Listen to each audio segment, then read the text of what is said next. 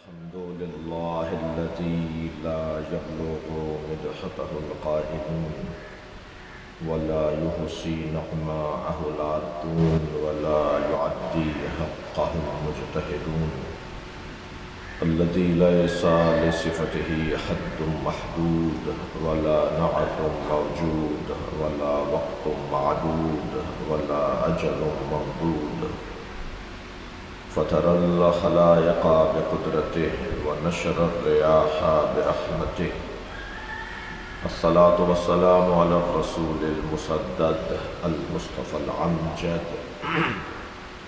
المحمود الأحمد سيدنا ومولانا ومولى الكونين جد الحسن والحسين معاني أبا القاسم محمد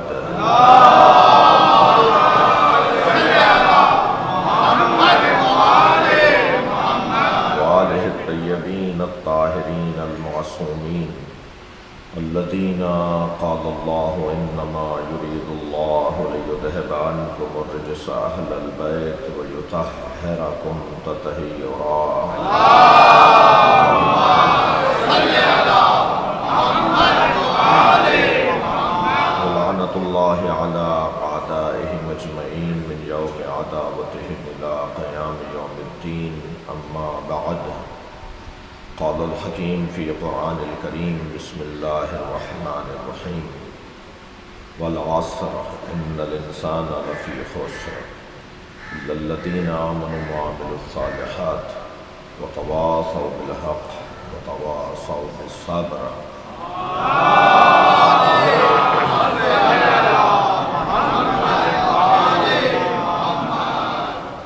قسم ہے زمانے کی انسان خسارے میں ہے. جتنا پیار اللہ کو انسان سے ہے کسی سے نہیں ہے. ساری مخلوق اس نے بلکہ ساری کائنات اس نے انسان کے لیے بنائی ہے اور انسان کو اپنے لیے بنایا ہے. خلقت الخلق لأجلک، اے انسان میں نے ہر مخلوق تیرے لیے بنائی ہے. وَخَلَقْتُكَ لِأَجْلِي، اور تجھے میں نے اپنے لیے بنایا. انسان کی تعریف کیا ہے؟ کل کی گفتگو سے آج کی گفتگو کو جوڑوں کہ انسان کی 3 قسمیں ہیں. ایک جو انسان نظر آتا ہے، جسے اگر میں ممبر کی زبان میں کہوں تو انسان نما،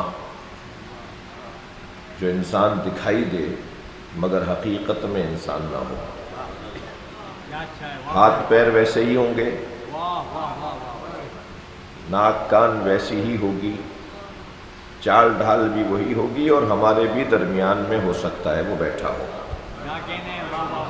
لیکن ضروری نہیں ہے کہ وہ جو انسانوں جیسا نظر آ رہا ہے وہ انسان بھی ہو. اسے انسان نما کہا جائے گا. پھر دوسری قسم ہے انسان جو مطلقاً یہ کہلایا جا سکے کہ وہ انسان ہے. اس کی کیا کسوٹی اور پیمانہ ہے؟ انسان مرکب ہے روح اور بدن کا، اور ان دونوں کو جوڑنے والی چیز کو نفس کہا جاتا ہے. بلا تشبیہ صرف ذہن قریب کرنے کے لیے ان جوانوں کے لیے، مثلا یہ عمارت بہت ساری چیزوں سے مل کر بنی ہے، مگر وہ جو بہت ساری چیزیں ہیں انہیں جوڑنے والے کچھ مثلا کیمیکل ہیں، مسالے ہیں، سیمنٹ ہے. ہر وہ چیز جو دوسری چیز کو جوڑ رہی ہو، 2 مختلف چیزوں کو جو جوڑنے والی چیز ہے، اس جوڑنے والی چیز کو نفس کہا جاتا ہے. لہذا نہ بدن کو موت ہے نہ روح کو موت ہے. جو موت ہے وہ نفس کو ہے. کل نفس ذائقۃ الموت. بدن صلوات پڑھ لے ذرا محمد.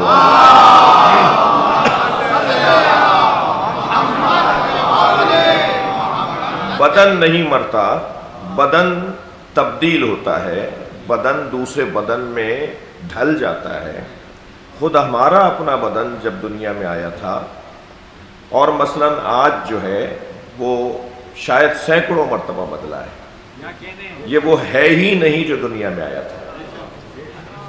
جی سامنے کسی بات ہے کہ اس وقت کی اگر اپنی تصویریں اٹھا کر دیکھ لیں تو ہمیں بھی یقین نہیں ہوگا کہ ہم ہی ہیں۔ یہ مسلسل اس کے جو خلیے ہیں، جو اس کے سیل ہیں، یہ مسلسل تبدیل ہوتے آئے ہیں اور یکسر تبدیل ہو چکے ہیں۔ اور اسی طرح جب یہ قبر میں جائے گا تو کسی اور بدن میں یہ بدن ڈھل جائے گا، تب بھی بدن نہیں مرے گا۔ یہ قبر میں جا کے کسی اور بدن میں ڈھل جائے تو ہم اس پہ پریشان ہو رہے ہیں، یہ چلتا پھرتا بھی تو کئی مرتبہ بدل چکا ہے۔ یہ ابھی زندگی جو ظاہری زندگی ہے اس میں بھی تو کئی مرتبہ بدل چکا ہے۔ تو انسان کا بدن نہیں مرتا اور روح بھی نہیں مرتی انسان کی۔ امر رب ہے، بدن میں آنے سے پہلے بھی تھی، بدن میں آنے کے درمیان بھی ہے، بدن سے نکلنے کے بعد بھی رہے گی۔ ایک راکب ہے، ایک مرکب ہے، ایک سوار ہے، ایک سواری ہے۔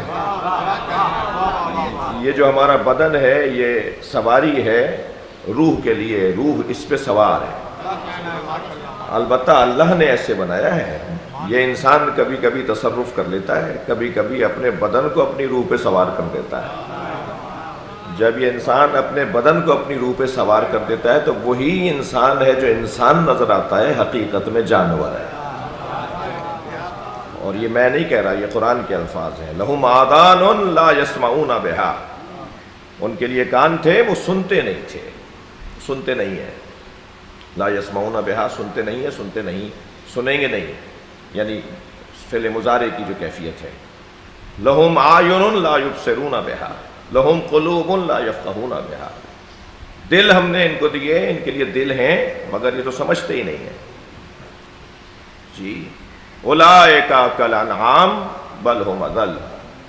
پھر اللہ یہ جو لہجہ ہے نا اللہ کا، یہ جو الفاظ ہیں اس کا لہجہ تو خیر وہی بتائیں گے جو اللہ کا لہجہ جانتے ہیں۔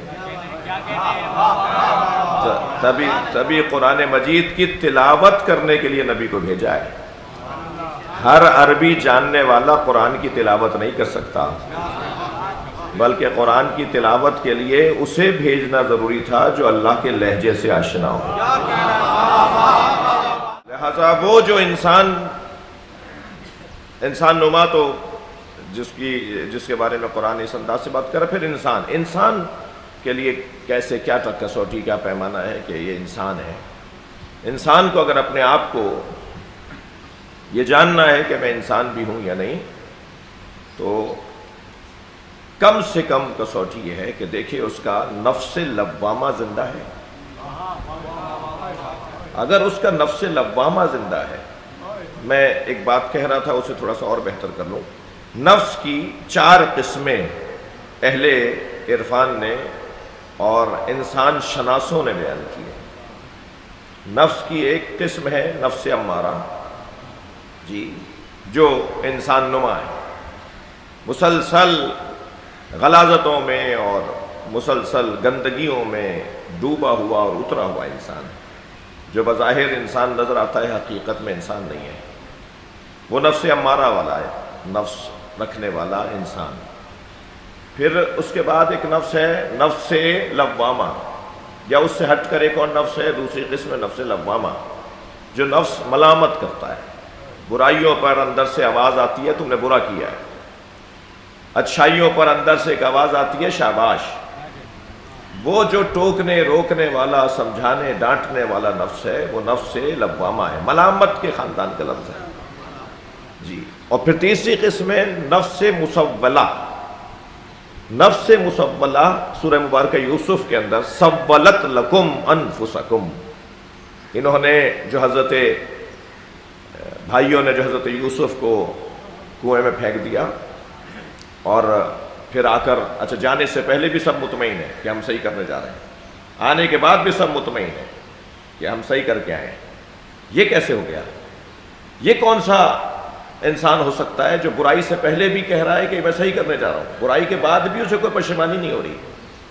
یہ جو برائی کو برائی سمجھ نہیں رہا بلکہ بعض اوقات برائی کو اچھائی سمجھ رہا ہے، بڑی خدمت سمجھ رہا ہے، بہت بڑا آدمی ہے یہ، بڑی خدمت کر کے آیا ہے، یہ سمجھ رہا ہے، یہ جو نفس رکھنے والا بندہ ہے اسے قرآن کی زبان میں نفس مسولہ، وہ نفس جو اغوا ہو چکا ہے اور اغوا ہو کر ایسے ماحول میں رہا کہ وہ اسی ماحول کا ہو گیا، اور پھر جب واپس پلٹ کر آتا ہے تو وہ یہاں کی زبان نہیں بولتا، وہاں کی زبان بولتا ہے جہاں اسے اغوا کر کے لے گئے تھے. لیکن جو وہاں سے واپس آ کر اپنی زبان کو یاد کر لے اور اسے اپنی زبان یاد آ جائے، اسے اس نفس کو نفس تواب کہا جاتا ہے. اسی لیے اس نفس سے کہ جس کو نفس تواب کہا جاتا ہے اس سے اللہ پیار کرتا ہے. آپ ذرا غور کریں اللہ کس کس سے پیار کرتا ہے. ایک لسٹ ہے قرآن مجید کے اندر، ایک فہرست ہے قرآن مجید میں جن سے اللہ محبت کرتا ہے. ان میں سے وہ ہیں کہ جو توبہ کرنے والے ہیں. ان اللہ یحب التوابین، ذرا صلوات ہدیہ کریں.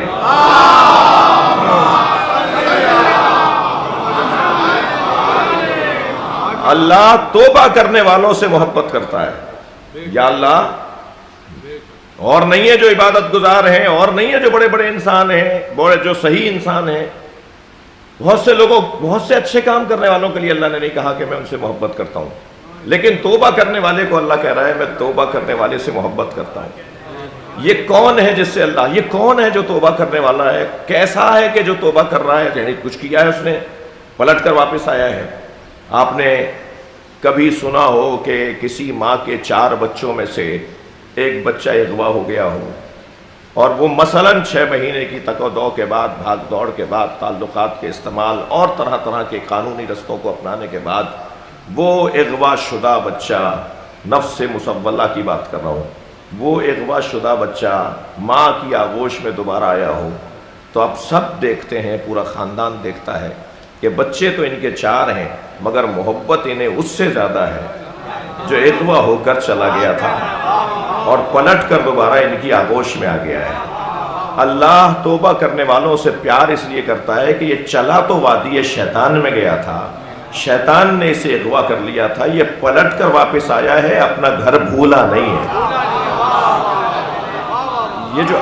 یہ جو اپنا گھر، صلوات پڑھ لیں ذرا نبی کی ذات.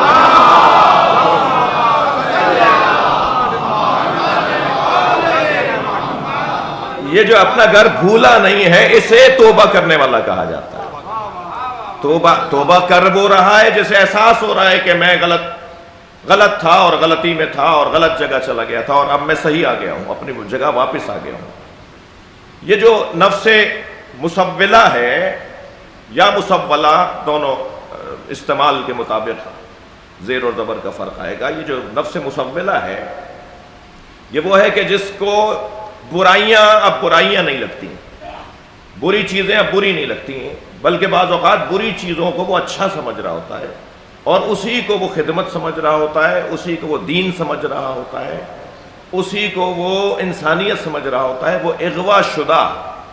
اچھا، شیطان کا کام یہ ہے کہ اسے اتنا سجا کر اس کے آگے رکھتا ہے کہ وہ برائیاں اسے اچھائیاں لگنے لگتی ہیں. جب برائیاں اچھائیاں لگنے لگیں تو پھر یہ نفس مسولہ ہے اور خطرناک. وہ بھائی حضرت یوسف کے ساتھ جو کر رہے تھے وہ اپنی دانش میں بہت بڑا کام کر رہے تھے، وہ سب متفق تھے کہ ہم ٹھیک کر رہے ہیں، اور بعد میں بھی وہ تو حضرت یعقوب کا بار بار رونا، حضرت یعقوب کا مسلسل گریہ کرنا انہیں بالآخر یہاں تک لے آیا کہ ہم نے غلطی کی ہے. مجھے یہیں ایک جملہ کہنے دیجئے، جنہوں نے امام حسین کو قتل کیا تھا وہ مارنے کے بعد تکبیر بلند کر رہے تھے، اور اہل بیت نے ہمیں جو ہر سال اور ہمیشہ حسین پہ رونے کا حکم دیا ہے، اس لیے روتے رہو حسین پر کہ جنہوں نے غلطی کو صحیح سمجھ کے انجام دیا تھا وہ اپنے گھر واپس آ جائیں، انہیں احساس ہو جائے کہ انہوں نے غلطی کی ہے. حضرت یعقوب کے گریہ کے پیچھے ایک بہت بڑا فلسفہ ہے. بالآخر وہ اس بات کی طرف متوجہ ہوئے اور انہیں احساس ہوا کہ انہوں نے غلطی کی ہے، اور اب کیا کریں، وقت گزر چکا، بہت سا نقصان ہو چکا. یہ نفس مسولہ ہے. اور پھر چوتھی قسم نفس امارہ لوامہ مسولہ، چوتھی قسم ہے نفس مطمئنہ۔ نفس امارہ، نفس لوامہ، نفس مسولہ اور نفس مطمئنہ۔ ہم در حقیقت اس اطمینان کے ساتھ جس دروازے پر بیٹھے ہیں وہ نفس مطمئنہ کا دروازہ ہے۔ تو عزیزو، کم سے کم جو عرض کرنا چاہ رہا تھا وہ یہ کہ کم سے کم انسان ہونے کی کسوٹی نفس لوامہ کا ہونا ہے۔ ملامت کرنے والا نفس اگر ہمارے اندر موجود ہے تو گویا ابھی ہم انسان ہیں، مگر خطرے میں ہیں، مسلسل خطرات کا سامنا ہے، کبھی بھی کچھ بھی ہو سکتا ہے۔ لہذا یہ جو خطرات میں ہیں اسی مفہوم کو اللہ بیان کرتا ہے، وَالْعَصْرِ إِنَّ الْإِنسَانَ لَفِي خُسْرٍ۔ یہ مسلسل خطرے کی زد میں ہے، مسلسل نقصان کی زد میں ہے، اور مسلسل نقصان کی زد میں نفس اگر اپنے آپ کو سنبھال سکتا ہے تو پھر اسے نفس مطمئنہ کے دروازے پہ آنا ہوگا۔ دیکھیے قرآن مجید میں ایک آیت جسے کل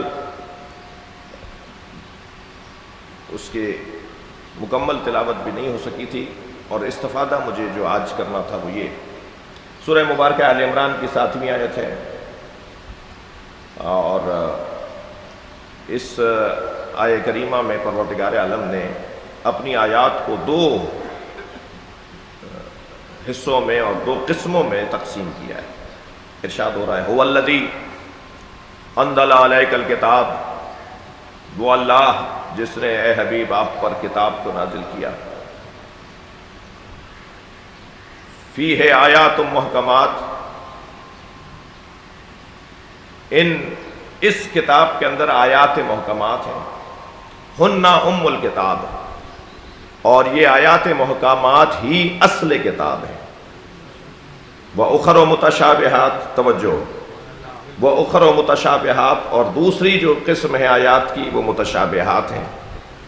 فَأَمَّا الَّذِينَ فِي قُلُوبِهِمْ زَيْغٌ، پس جن کے دلوں میں زنگ لگ چکا ہے، فَيَتَّبِعُونَ مَا تَشَابَهَ مِنْهُ، وہ آیات متشابہات کی اتباع کرتے ہیں۔ یہ لفظ اتباع کل آپ کے ذہن میں ہوگا کہ ہم چاہ رہے تھے کہ اس کے اوپر تھوڑا سا غور ہو۔ یہ لفظ اتباع ہے، یہ اطاعت سے ہٹ کر ہے۔ اطاعت اقوال میں ہے، اتباع افعال میں ہے۔ قرآن کی اللہ نے 2 طرح کی آیتوں کا تذکرہ کیا ہے۔ سورہ آل عمران ہے، آیت نمبر 7 ہے، آیات محکمات اور آیات متشابہات۔ جن کے دلوں میں زنگ لگ چکا ہے، بھائی آپ کی توجہات قابل رشک ہیں، بحث بھی انتہائی خشک اور سنجیدہ ہے، اور جس کا تقاضا یہ ہے کہ توجہ ایک لمحے کے لیے بھی دور نہیں ہو پائے، تو میری بات اور میری محنت سوارت ہو پائے گی۔ جی، اتباع کا لفظ ہے، اطاعت کا لفظ نہیں ہے۔ اقوال میں اطاعت اور افعال میں اتباع۔ یہ اگر آیات سے مراد لفظی کلام ہی ہے بس، تو پھر یہاں یہ لفظ اطاعت کا آنا چاہیے تھا۔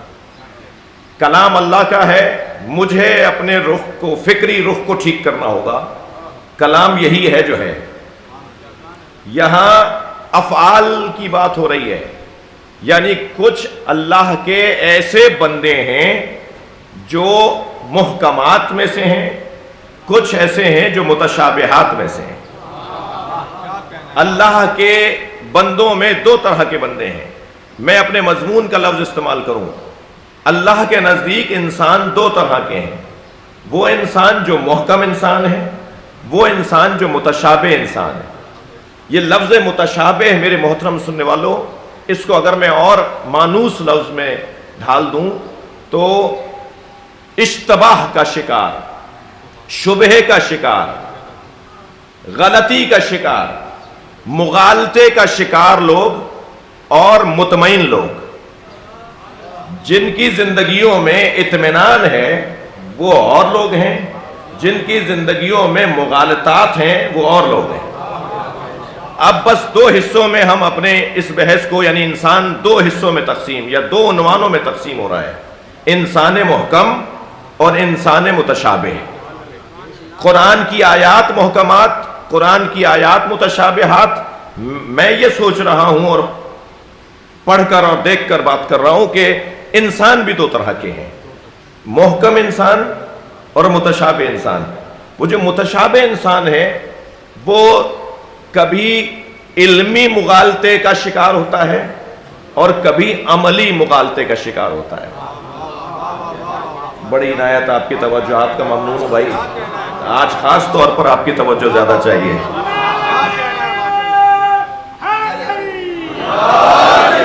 وہ جو متشابہ انسان ہے وہ مغالطے کا شکار، وہ اشتباہ کا شکار، وہ شبہ کا شکار انسان، جس کو میں واپس نہیں جا رہا، پھر اب بحث کو آگے بڑھا رہا ہوں.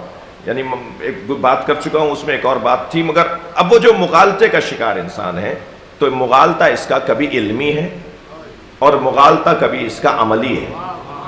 کبھی یہ علمی طور پر مغالطے کا شکار ہے، سمجھتا ہے کہ سمجھتا ہے،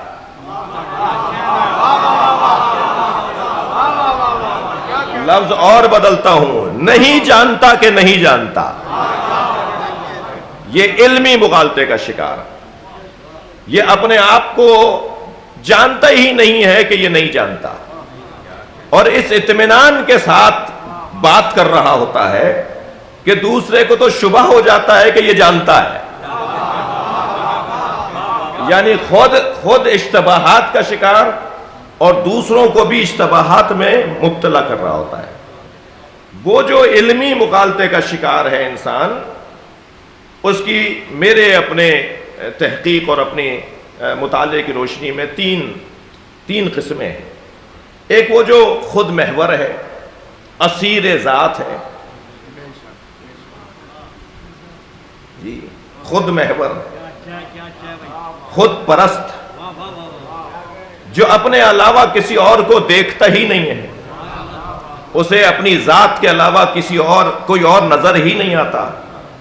اور وہ جب خود محور ہوتا ہے تو سب چیزوں کو اپنے مطلب میں ڈھالتا ہے.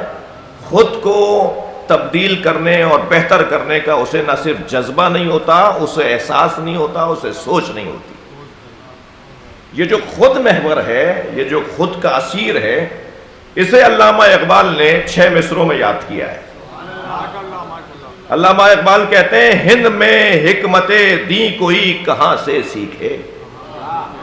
اب کیونکہ وہ ہندوستان کا زمانہ تھا تو انہوں نے ہند بول دیا، میں پاک بھی بول سکتا ہوں اور وزن سے بھی مصرع نہیں نکلے گا. پاک میں حکمت دی کوئی کہاں سے سیکھے، نہ کہیں لذت کردار، نہ افکار عمیق. ہند میں، پاک میں حکمت دی کوئی کہاں سے سیکھے، نہ کہیں لذت کردار، نہ افکار عمیق. ان غلاموں کا یہ مسلک ہے کہ ناقص ہے کتاب. اب یہ کسی اور کے غلام نہیں، یہ اپنے غلام ہیں، یہ اسیر ذات ہے. ان غلاموں کا یہ مسلک ہے کہ ناقص ہے کتاب، کہ سکھاتی نہیں مومن کو غلامی کے طریق. خود بدلتے نہیں، خوراک کو بدل دیتے ہیں. خود بدلتے نہیں، قرآن کو بدل دیتے ہیں. ہوئے کس درجہ فقیہان حرم بے توفیق. یہ جو اسیر ذات ہے، یہ جو خود محوری کا شکار ہے، یہ مغالطہ علمی میں مبتلا ہے، یہ شبہ علمی میں مبتلا ہے. دوسری قسم وہ جہل مرکب کا شکار ہے، وہ جاہل مرکب جو نہیں جانتا کہ نہیں جانتا، جو جانتا ہے کہ نہیں جانتا. یہ سعدی نے تقسیم کی ہے نا، سعدی شیرازی کی تقسیم ہے. یہ سعدی شیرازی نے تقسیم کی ہے کہ انسان کی قسمیں کون کون سی ہیں. ایک وہ ہے کہ جو جانتا ہے کہ وہ نہیں جانتا، جی. ایک وہ ہے جو نہیں جانتا کہ وہ نہیں جانتا. ایک وہ جو جانتا ہے کہ نہیں جانتا. جی، یہ جو نہیں جانتا کہ نہیں جانتا، یہ انسان جہل مرکب کا شکار ہے. اس کے لیے جو جہل مرکب کا شکار ہے، اس کے لیے حدیث کیا کہتی ہے؟ رب عالم قد قتلہ جہلہ، کتنے ہی عالم ہیں جن کو ان کے جہل نے قتل کر دیا۔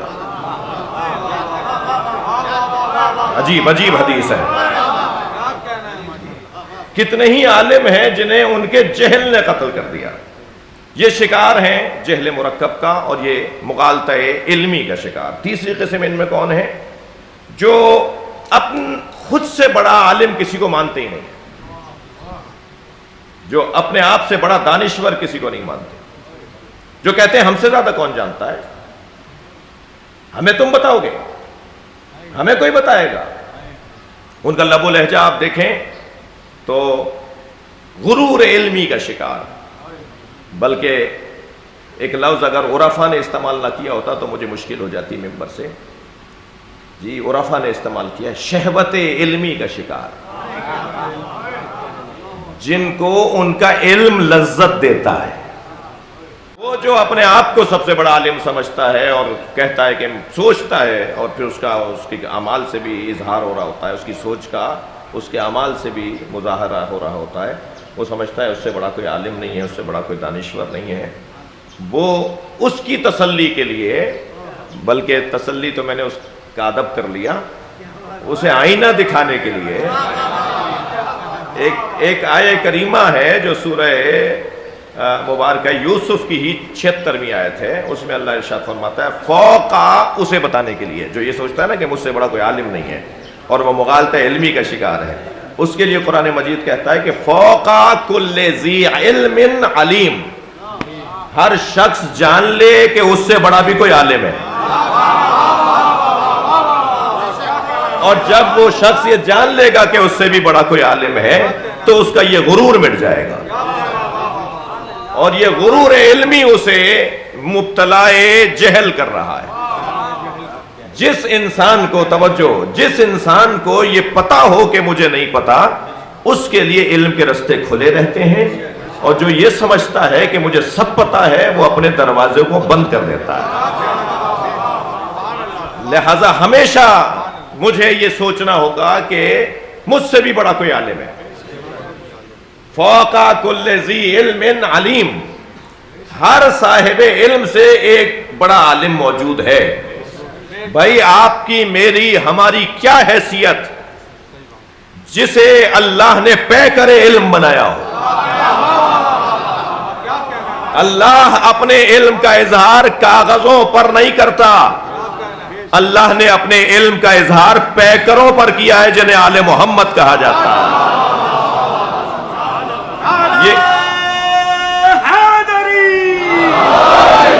آل محمد میں سرداری محمد مصطفیٰ کی ہے،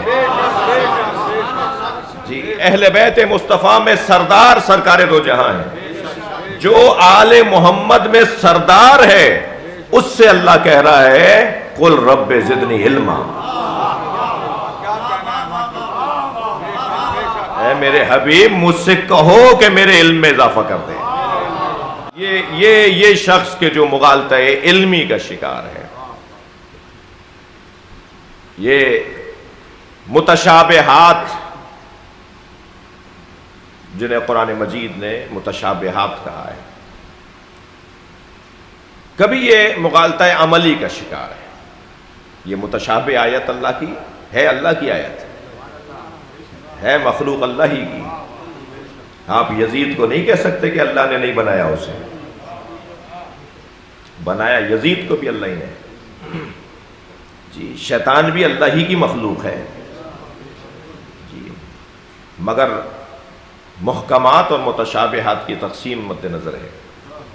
وہ جو مغالطہ عملی کا شکار ہیں ان کے لیے مجھے ایک حدیث کا سہارا، اور حدیث مجھے نصیب ہوئی جو میں آپ کو اس کی زیارت کروا رہا ہوں۔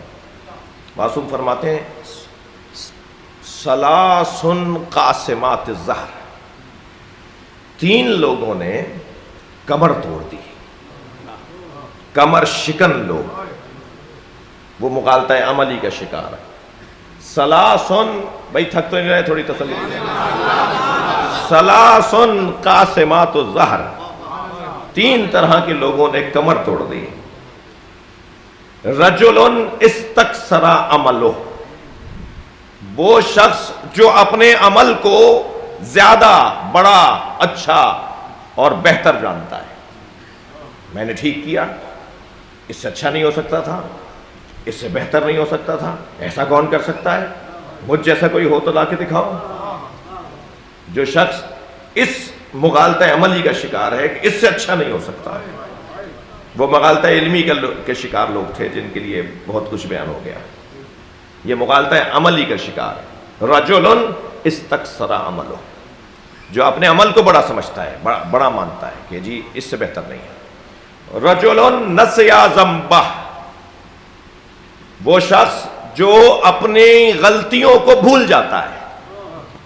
अब मैं यहां ज़म का तर्जुमा गुनाह नहीं कर रहा, मुतलक ज़म यानी जो अपनी माजी को भूल जाता हो, जो अपनी गलतियों को भूल जाता हो, जो अपने करतूतों को भूल जाता हो, वो कमर शिकन बंदा है। रजुलन नसिया ज़ंबह, रजुलन उअजबा बिरायही, और वो शख्स जो अपनी बात को, अपनी राय को, अपने मशवरे को सबसे ज्यादा बड़ा, मोतबर और सही मानता है।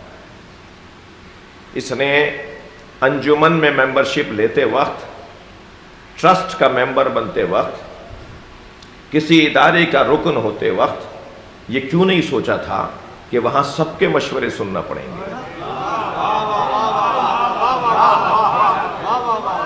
इसने उस मीटिंग में जब सबके मशवरे सुन लिए थे और दूसरों की राय भी अक्ल के मुताबिक थी और माकूल भी थी और मुमकिन भी थी।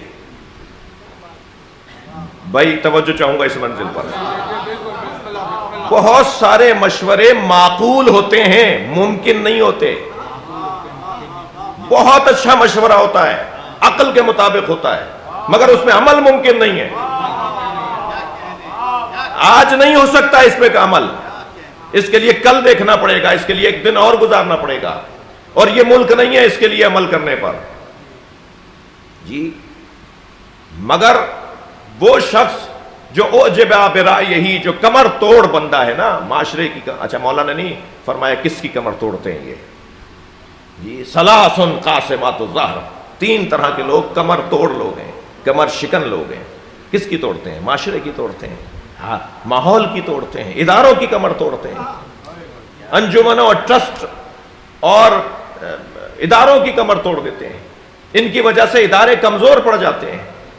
मीटिंग में, इजलास में बैठे हुए थे, अक्सरियत की माकूल राय के मुताबिक फैसला हो गया, तुम दस्तखत भी करके आए हो वहां, बाहर आके कहते हैं मैंने तो नहीं कहा था, ये मेरी तो ये राय नहीं थी। ये सबसे बड़ा खाइन है उस इदारे के साथ कि जो मशवरों के दरमियान उसकी राय नहीं मानी गई तो वो बाहर जाके लोगों को बताता है कि मेरी राय ये नहीं थी, मेरी राय तो इससे हटकर थी। ये शख्स इदारे की कमर तोड़ रहा होता है। मजलिस में अगरचे जवानों की तादाद कम है, सुबह की मजलिस है भाई, इसके लिए तो हुनर चाहिए। सलवात पढ़ने जरा मोहम्मद।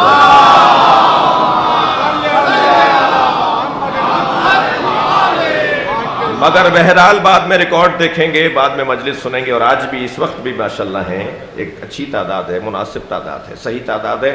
उनसे मैं गुजारिश करूँगा कि ये ख़तरात हमारे माशरे को जो परेशानियों का सामना है, जो उलझनों का सामना है, उनमें से उसके जो असबाब हैं, उसके जो वजूहात हैं, एक वजह यह है कि इदारे कमज़ोर पड़ते हैं जब वो बाहर जाकर अपनी राय जो अंदर बता कर आया और वो राय कामयाब नहीं हुई, उसकी नहीं मानी गई, वो फिर जगह जगह कहता है कि मैंने तो ये नहीं कहा था, मैं तो इसको नहीं मानता, मेरी राय तो इससे हटकर थी।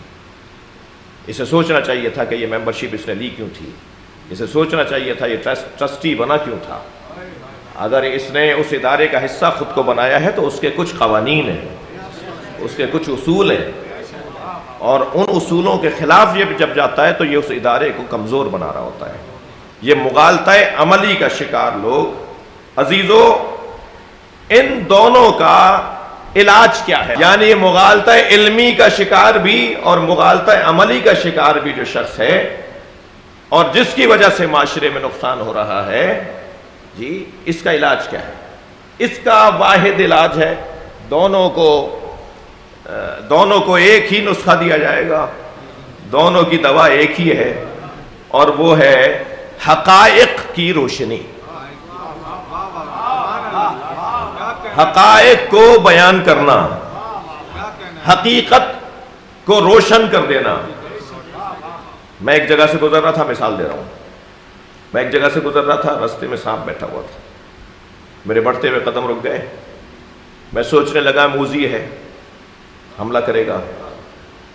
ابھی کھڑا میں سوچ رہا تھا کہ آگے جاؤں گا تو یہ موذی حملہ کرے گا، جی موذی یعنی اذیت پہنچانے والا، تکلیف دینے والا۔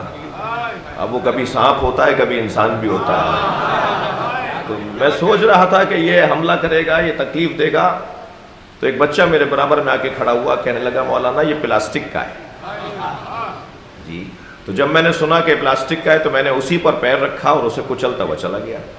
معلوم یہ ہوا جب حقائق روشن ہو جاتے ہیں تو اقدامات بھی تبدیل ہو جاتے ہیں۔ جب مجھ پر روشن ہوا کہ یہ سانپ مثلاً حقیقی نہیں ہے، پلاسٹک کا ہے، دیکھنے میں کچھ اور ہے، حقیقت میں کچھ اور ہے، جب مجھے اس کی حقیقت روشن ہو گئی تو پھر میرے اقدامات بھی تبدیل ہو گئے۔ ساری دنیا جس یزید سے ڈر رہی تھی، حسین اس کی حقیقت کو جانتے تھے۔ صلوات پڑھے محمد و آل محمد۔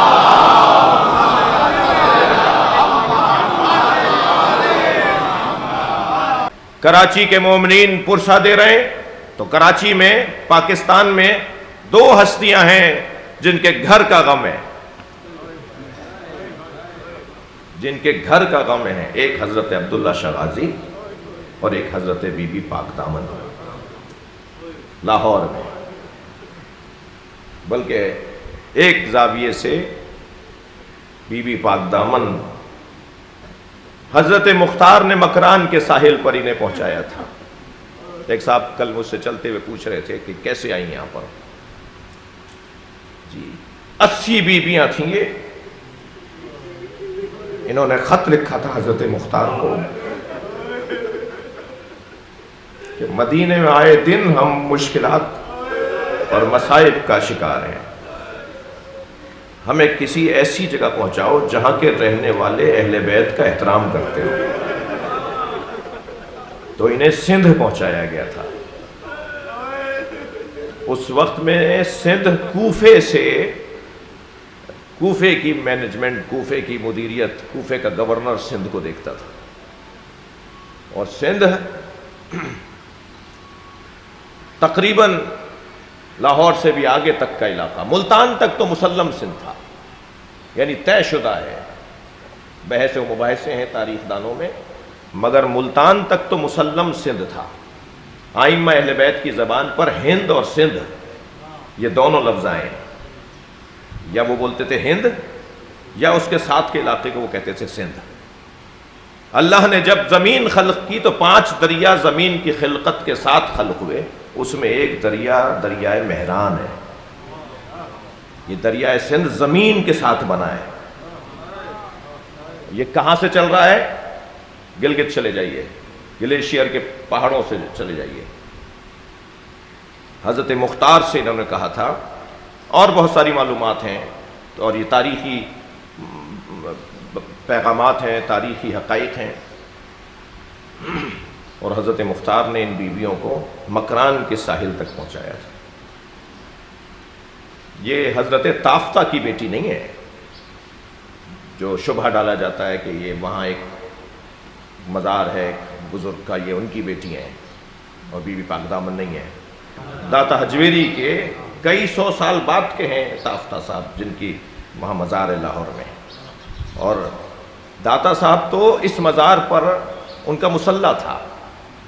عراق ایران میں مصلی کہتے ہیں، ہمارے یہاں چلہ گاہ کہتے ہیں بر صغیر میں، ان کا چلہ گاہ تھا، وہاں مصلی بولتے ہیں، یعنی جہاں وہ بیٹھ کر عبادت کرتے تھے، مصلی بچھاتے تھے۔ تو داتا صاحب کا تو حضرت بی بی پاک دامن کے مزار میں مصلی ہے، اور تافتہ تو داتا صاحب کے کئی 100 سال کے بعد کے ہیں، اور وہ یہاں بیٹھ کر توسل کیا کرتے تھے مولا علی کی بیٹی سے،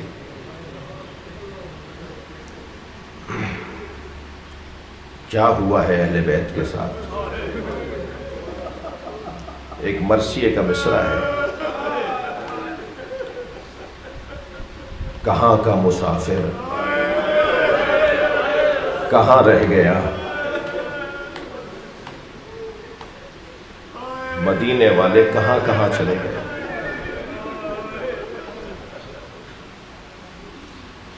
مولا علی کے بیٹے بھی علی تھے، مگر مولا علی کی بیٹیوں کا کام بھی حسینی ہے، حسنی ہے۔ جناب رقیہ بنت علی جو لاہور میں ہیں، میں کل کی مجلس میں کہہ چکا اور دستاویز بھی موجود ہے، مستند محکم ادارہ حرم امام رضا نے تحریر دی ہے اس مزار کی تصدیق پر، تصدیق کی ہے، تائید کی ہے کہ یہ مزار جناب رقیہ بنت علی کا ہے۔ یہ ان چھوٹے چھوٹے 2 بچوں کی ماں ہے جن کے جنازے ماں نے نہیں دیکھے،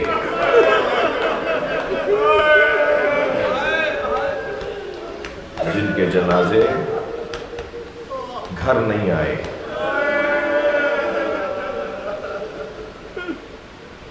یہ حضرت عباس کی بہن ہے۔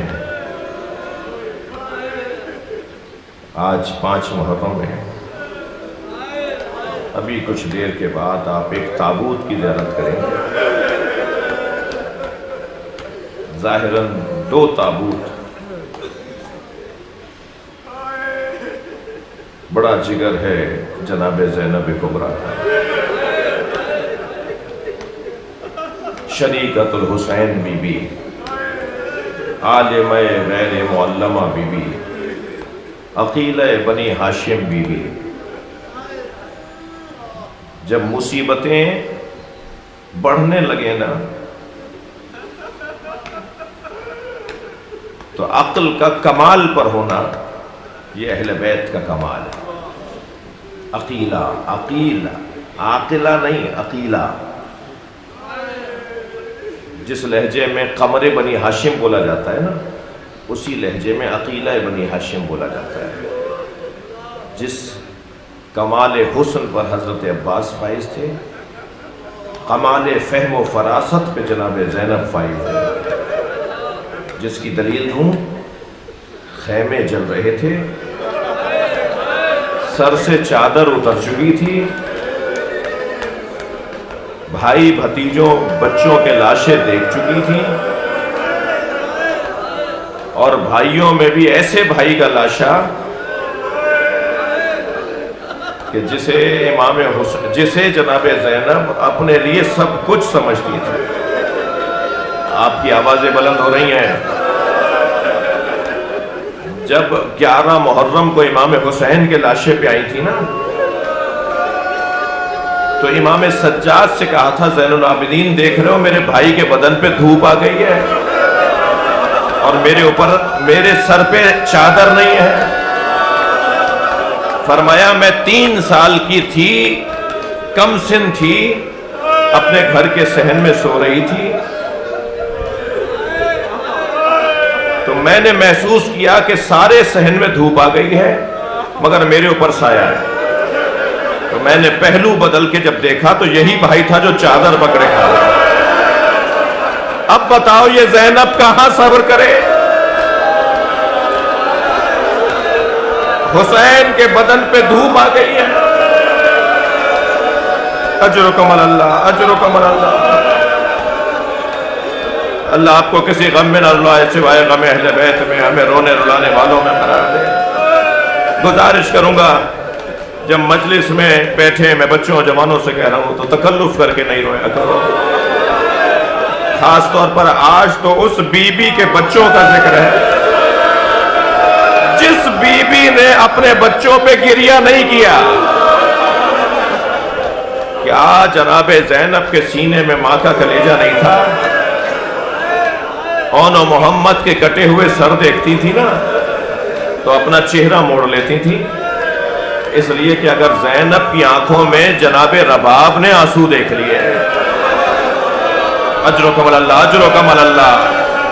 اگر بی بی ام لیلہ نے بی بی کی آنکھوں میں آنسو دیکھ لیے تو پھر ان کے لیے سہارا کون بنے گا؟ اجرکم اللہ۔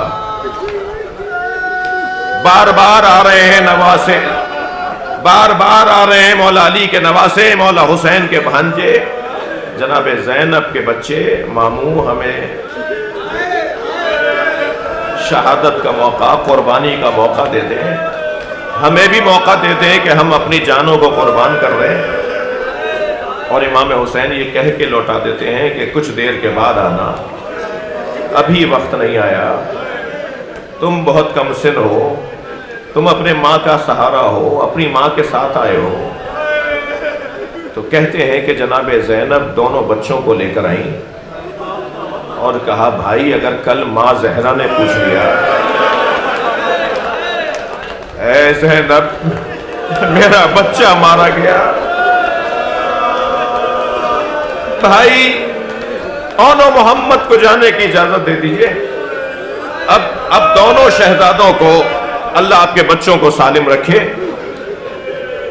اور جن گھروں میں ان عمروں کے بچے ہیں نا ان گھروں کی رونقیں بھی کچھ اور ہیں۔ دونوں شہزادوں کو امام حسین نے تیار کیا، حضرت عباس نے سوارا، گھوڑوں پر بٹھا کر روانہ کیا، اور جب روانہ ہو رہے تھے تو ماں ایک نصیحت کر رہی تھی، خبردار دیکھو پانی نہ پی لینا، یاد رہے کہ تمہارے ماموں پیاسے ہیں، سکینہ پیاسی ہے، علی اصغر پیاسا ہے، اجرکم اللہ، اجرکم اللہ۔ دونوں شہزادے میدان کربلا میں اپنے جہاد کو پیش کر رہے ہیں، اور جہاد کرتے ہوئے خبر آئی جناب زینب تک کہ دونوں نہر کی طرف گئے ہیں۔ تو جناب زینب نے حضرت عباس کو بلا کے کہا عباس مجھ پر ایک احسان کرو، میدان میں جا کر ذرا اون و محمد کو یہ بتا دو کہ حسین پیاسے ہیں، کہیں پانی پا کر تم پانی پی نہ لینا۔ حضرت عباس نے خود کو وہاں پہنچایا جہاں تک حضرت عباس کی آواز جائے، آواز دے کر کہا اون و محمد تمہاری ماں پریشان ہے، اور آقا زادی یہ کہہ رہی ہیں کہ خیال رہے کہ علی اصغر پیاسا ہے۔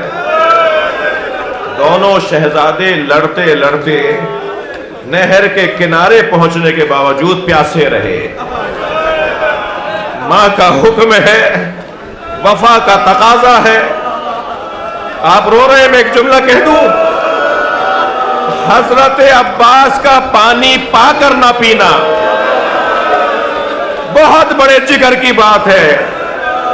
یہاں تو یہ چھوٹے چھوٹے بچے